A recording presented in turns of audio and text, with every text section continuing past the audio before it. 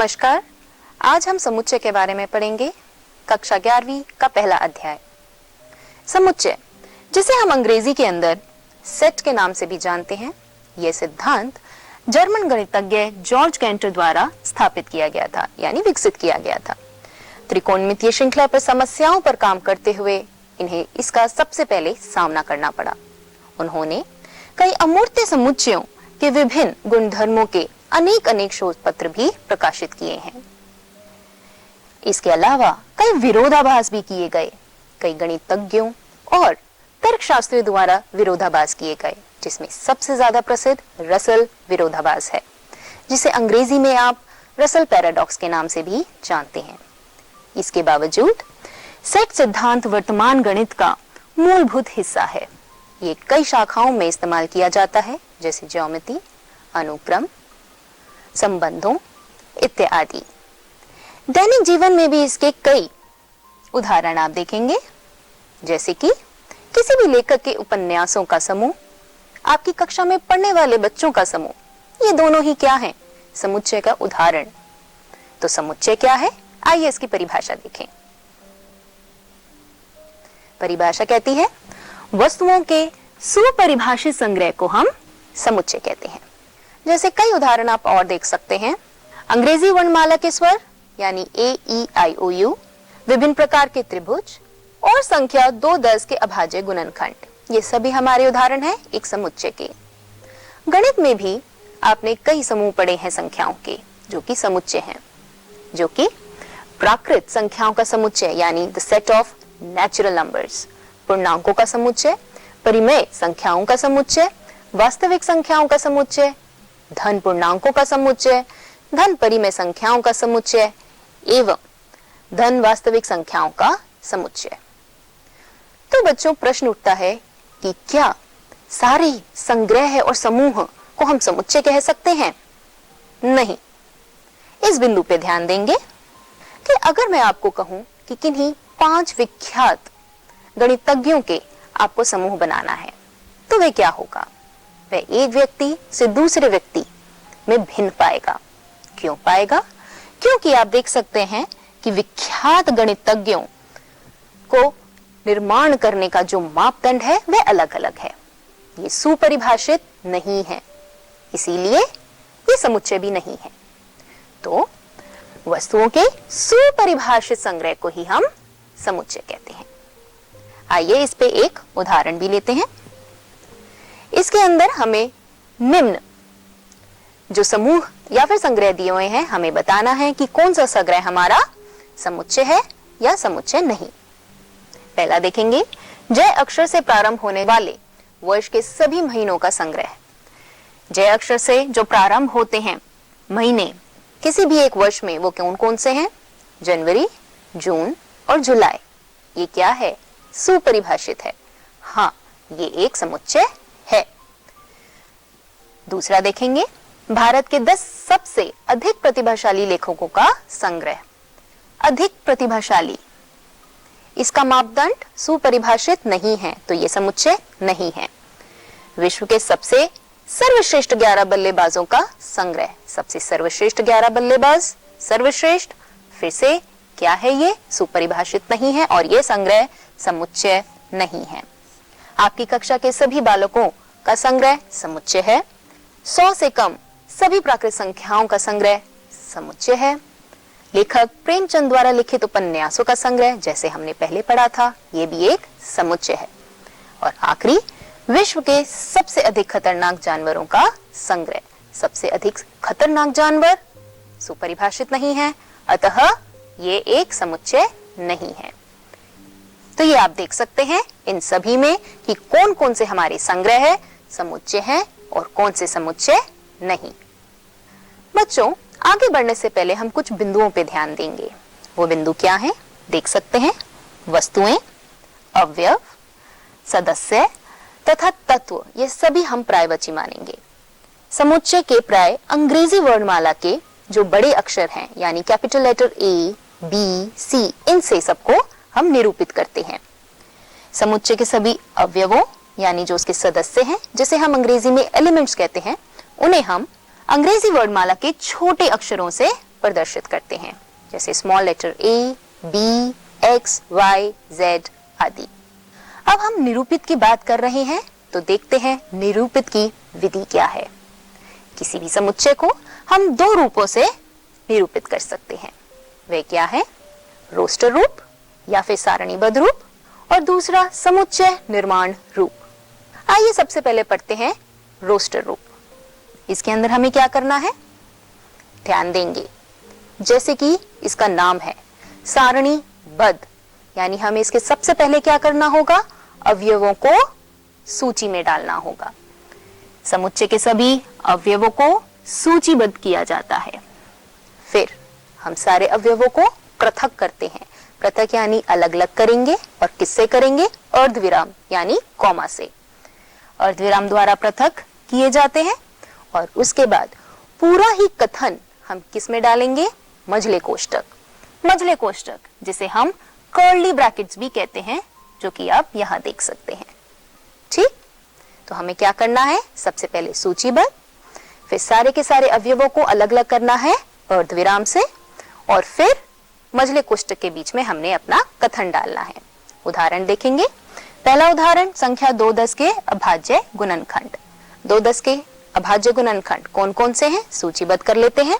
2, 5, 3, 7 कर लिए। उनको पृथक किया हमने कॉमा यानी अर्धविराम से, ये भी कर लिए, और उसके बाद पूरे कथन को हमने मझले कोष्टक के बीच में डाल दिया। अभी हमने पढ़ा था कि हम जो हमारा समुच्चय है इसे किससे नामांकित करते हैं? अंग्रेजी वर्णमाला के बड़े अक्षरों से। तो हमने इसे नामांकित कर दिया कैपिटल A से। तो ये कैपिटल A बराबर में ये सारा जो समुच्चय है जिसके अंदर कौन कौन से अवयव आ रहे हैं? 2, 5, 3, 7। ये किस रूप में हमने प्रदर्शित किया है? एक रोस्टर रूप में। दूसरा उदाहरण देखेंगे। समुच्चय A, जिसे हम सेट A के नाम से भी कहते हैं। इसमें हमारे क्या हैं? अक्षर। किस शब्द के? टैब्यूलर। इसमें जो जो अक्षर आ रहे हैं वो हमारे समुच्चय के अवयव यानी एलिमेंट्स बन जाएंगे। कौन कौन से हैं? T, A, B, U, L, R। इन्हें पृथक कर दिया हमने अर्धविराम से, और फिर बाद में मंझले कोष्टक। तो इससे आप समझ पाएंगे कि हमें कैसे एक समुच्चय को रोस्टर रूप में परिवर्तित या फिर निरूपित करना है। ध्यान देंगे इन बिंदुओं पे। तत्वों का क्रम जो है वो मायने नहीं रखता। हो सकता है आपने 2, 5, 3, 7 की जगह 3, 2, 5, 7 लिखा हो, तो वह क्या है? वह दोनों समान समुच्चय हैं, वह दोनों एक ही हैं। सभी तत्वों को अलग अलग लिया जाता है। उदाहरण 2 में देखिए, जैसे टैब्यूलर, इसमें A अक्षर कितनी बार आ रहा है? 2 बारी, पर हमने कितनी बार लिखा? सिर्फ 1 बारी। तो हमारे जो तत्व हैं वो सिर्फ अलग अलग ही, भिन्न भिन्न ही हमारे समुच्चय में लिखे जाते हैं। आखिरी इस वाले पॉइंट पे हम ध्यान देंगे, यानी जो हमारा बिंदु है, सेट A से संबंधित कोई भी तत्व अगर उस समुच्चय में हमें बताना है कि वो संबोधित है, तो हम इस सिंबल का यानी इस प्रतीक का इस्तेमाल करते हैं। ये प्रतीक एप्सिलॉन के नाम से जाना जाता है। जैसे कि आप देख सकते हैं, जो 2 है ये इसका क्या है? अवयव है। किस सेट का? सेट A का। तो हम कैसे लिखेंगे? जो 2 है वो संबोधित या फिर सदस्य है समुच्चय A का। पर 4 हमारा अभाज्य गुणनखंड नहीं है। किसका? 210 का। इसीलिए हम देख सकते हैं 4 सदस्य नहीं है। हमने एक निशानी डाल दी, यानी जो 4 है वह सदस्य नहीं है। किसका? समुच्चय A का। इसी तरीके से देख सकते हैं B अक्षर K, ये हमारा K सेट है,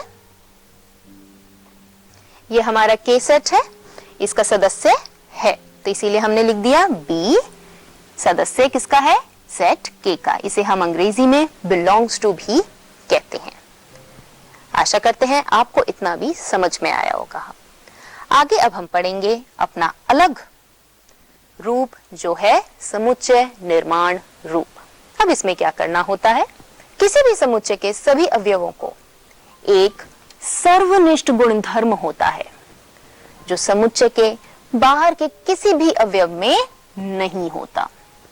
अब इसको प्रदर्शित करने का तरीका क्या है, ध्यान देंगे इन बिंदुओं पे। सभी अवयवों को दर्शाने के लिए हम एक प्रतीक का इस्तेमाल करेंगे, यानी प्रतीक x। ये प्रतीक कुछ भी हो सकता है, यानी अंग्रेजी वर्णमाला का छोटा अक्षर x, y, z, t, a, कोई भी। इसके बाद हम कोलन चिन्ह का इस्तेमाल करेंगे, फिर समुच्चय के सदस्यों के विशिष्ट गुणधर्मों को लिखेंगे और फिर क्या करना होता है, पूरे कथन को मझले कोष्ठक के बीच में लिखना होता है। आइए एक उदाहरण लें।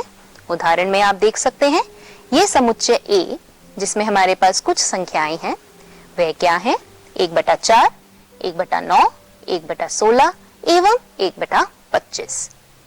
इसको हम कैसे प्रदर्शित करेंगे, समुच्चय निर्माण रूप में। सबसे पहले हमें क्या करना है, अवयवों के लिए एक प्रतीक लेना है। तो देख सकते हैं हमने एक प्रतीक ले लिया x, फिर कॉलन, और फिर हमें एक गुणधर्म लिखना है जो कि ये सारी संख्याएं पूर्ण कर रही होंगी। वह गुणधर्म आप देख सकते हैं क्या है, x बराबर में 1/n का वर्ग। देख सकते हैं अगर हम 2 लेंगे तो 2 का वर्ग 4, 3 का वर्ग 9, 4 का वर्ग 16 और 5 का वर्ग 25 होता है। और ये सारी संख्याएं कहां से आ रही हैं, एक प्राकृत संख्या। तो ये प्राकृत संख्याओं में से आ रहे हैं और ये सारी संख्याएं किसके बीच में हमारी आ रही हैं, 1 से बड़ी हैं पर 6 से छोटी। तो आप देख सकते हैं ये सारे हमारा जो विशिष्ट गुणधर्म है इन संख्याओं पर लागू होगा और इस तरह हम एक समुच्चय को समुच्चय निर्माण रूप में प्रदर्शित कर सकते हैं। आइए एक और उदाहरण देखें। इस समुच्चय B में, ये समुच्चय B कैसा है, ये समुच्चय B 2 के गुणनांकों का है। हाँ जी, 2, 4, 6, 8 आदि। हम पता है इसे हम कैसे लिख सकते हैं, प्रतीक x, फिर कॉलन, फिर गुणधर्म यानी x बराबर में 2n, और ये n कहां से आ रहा है, प्राकृत संख्याओं के समुच्चय से। तो ये प्राकृत संख्या है। पूरा कथन हमने मंझले कोष्ठक के बीच में लिख दिया और इसी तरह हमने एक समुच्चय जो कि पहले किस फॉर्म में दिया हुआ है, यानी किस रूप में दिया हुआ है, हमारा एक रोस्टर रूप में दिया हुआ है, उसे हमने एक समुच्चय निर्माण रूप में लिखा है। आइए इसे जानने के लिए कुछ सवाल करें। इस सवाल में आप देख सकते हैं हमें रोस्टर रूप में व्यक्त करना है समुच्चय, इस ये वाले को। पहले सबसे पहले समुच्चय को नामांकित कर देते हैं, मान लेते हैं ये समुच्चय है m। अब इसमें हमें क्या क्या दिया हुआ है, इसमें ध्यान देंगे ये उन सारी संख्याओं का समुच्चय है या फिर संग्रह है जो कि प्राकृत संख्या है, 10 से कम है एवं 2 की घात x माइनस 1। जब हम इसके अंदर x का मान भरेंगे तो वह कैसी संख्या आनी चाहिए, एक विषम संख्या। विषम संख्या यानी एक ऑड नंबर आना चाहिए। तो यानी ये 3 अगर हमारे गुणधर्म पूर्ण हो रहे हैं तो वह संख्या हमारी इस समुच्चय m का सदस्य है। तो देखते हैं, सबसे पहले इस व्यंजक पे ध्यान देंगे, 2 की घात x माइनस 1, ये क्या है, ये सदैव ही विषम संख्या रहेगी। कैसे कि अगर हम कोई भी मान भर दें इस x के अंदर, 2 की घात x ये सदैव ही हमारा एक सम संख्या है और इससे एक कम हमेशा विषम संख्या रहेगी। जैसे कि अगर हम इसमें भरें भी, मान भरें तो देख सकते हैं x को अगर हम 1 भरें तो 2 की घात 1 माइनस 1 1 आएगा। x का मान अगर हम 2 रखें तो 2 की घात 2 माइनस 1 3 आएगा। x का मान अगर हम 3 रखें तो 2 की घात 3 माइनस 1 7 आएगा। हर बारी हमें एक विषम संख्या ही मिलेगी। तो आप देख सकते हैं कि 2 की घात x माइनस 1 सदैव ही एक विषम संख्या रहेगा। तो यानी ये वाला जो गुणधर्म है हम इसे खारिज भी कर सकते हैं और हमारा मूलभूत हमें क्या देखना है, एक प्राकृत संख्या होनी चाहिए और 10 से कम। यानी जो भी संख्या 10 से कम है वह सारी की सारी हमारी इस समुच्चय m की सदस्य होंगी। तो वही हमने यहाँ लिखा है। 1, 2, 3, 4, 5 से लेके 9 तक सारी की सारी जो संख्याएं हैं वह प्राकृत संख्या भी है और वह 10 से कम भी हैं और वो सारी इस समुच्चय M की सदस्य बन गई। अब इस दूसरे प्रश्न के अंदर हमें क्या करना है, समुच्चय को समुच्चय निर्माण रूप में व्यक्त करना है। ये हमारा एक समुच्चय है, समुच्चय A, जिसमें हमें कुछ संख्याएं दी हुई हैं जो कि -2, -1, 0, 1 और 2 हैं। इसे हमें किस रूप में व्यक्त करना है, समुच्चय निर्माण रूप में। ध्यान देंगे उन बिंदुओं को, हमें क्या क्या लेना है, प्रतीक x या फिर कोई भी प्रतीक x, y, z, t, फिर कॉलन, फिर गुणधर्म लिखना है और पूरे कथन को हमें मंझले कोष्ठक के बीच में लिखना है। तो हम इसको कैसे व्यक्त कर सकते हैं, ध्यान देंगे। a नामांकित कर दिया बराबर प्रतीक x कॉलन, ये सारी संख्याएं आप देखेंगे कैसी संख्याएं हैं, पूर्णांक संख्याएं हैं, तो ये सारी एक पूर्णांक है एवं जो भी संख्या है वह -3 से बड़ी है पर 3 से छोटी, तो ये हमारा गुणधर्म हो गया और इस पूरे कथन को हमने मंझले कोष्ठक के बीच में लिख दिया।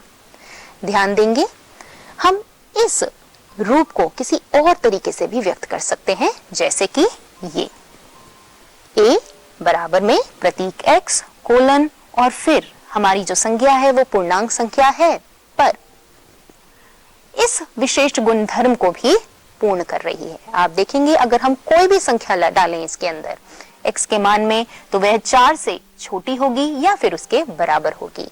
तो यानी ये हमारा एक और क्या है, समुच्चय निर्माण रूप में प्रदर्शित करने का तरीका। तो बच्चों इससे हमें एक विशेष बिंदु का पता चलता है, वह क्या है कि समुच्चय निर्माण रूप सिर्फ और सिर्फ एक तरीके से नहीं किया जा सकता, वे अलग अलग तरीके से भी हम उसे व्यक्त कर सकते हैं। आइए अब हम एक प्रश्न लें। इस प्रश्न में हमें क्या बताना है कि कौन सा कथन सत्य है और कौन सा कथन सत्य नहीं है। पहले कथन में देखेंगे, ये हमारा बता रहा है कि जो 35 संख्या है वह इस समुच्चय का सदस्य है। ये समुच्चय क्या बता रहा है, ये समुच्चय वह संख्याएं हैं जिसकी केवल 4 धन गुणनखंड है। गुणनखंड यानी फैक्टर्स। तो 35 के जरा गुणनखंड निकालते हैं हम, वह क्या क्या है, 1, 5, 7 और 35। हमारे पास कितने गुणनखंड आए, 4। तो यानी केवल 4 धन गुणनखंड, हाँ, तो यानी जो 35 है वो इस समुच्चय का सदस्य है और ये कथन सत्य है। दूसरा कथन क्या बता रहा है, 123 इस समुच्चय का सदस्य नहीं है और ये समुच्चय कैसी सदस्य ले रहा है, वे सारे अंक y के सभी संख्याओं का जोड़ एक सम संख्या होना चाहिए। यानी अगर इसका कोई भी सदस्य है और उनके अंकों को अगर मैं जोड़ूं तो वह सम संख्या होनी चाहिए। ठीक, तो 123 के जरा अंकों को जोड़ के देखें, 1 + 2 + 3 कितना आया, 6। 6 हमारा सम संख्या है यानी इवन नंबर है और सम संख्या है यानी 123 मेरा इस समुच्चय का सदस्य होगा। पर कथन में क्या दिया है कि सदस्य नहीं है, तो यानी यह कथन असत्य है। अगला कथन देखेंगे, रोस्टर रूप में समुच्चय D, यानी ये समुच्चय हमें समुच्चय निर्माण रूप में दिया हुआ है जिसे हमें रोस्टर रूप में व्यक्त करना है और रोस्टर रूप में व्यक्त करने में दिया हुआ है कि ये हम